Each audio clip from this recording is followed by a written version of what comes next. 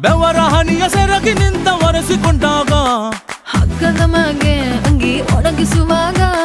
ನಿನ್ನ ಮೈಯ ವಾಸನೆಯು ನೆನಪಾದಾಗ ಎರಡು ಕೈಯ ನೆತ್ತಿ ನೀನು ಜಡೆ ಸುತ್ತುವಾಗ ದಿಮ್ಮನಪ್ಪಿಕೊಂಡು ನಿದ್ದೆ ಮಾಡುವಾಗ ಸುಸ್ತಾಗೋಗಿ ನೀನು ಆಕಲಿಸುವಾಗ ಬತ್ತವಲ್ಲ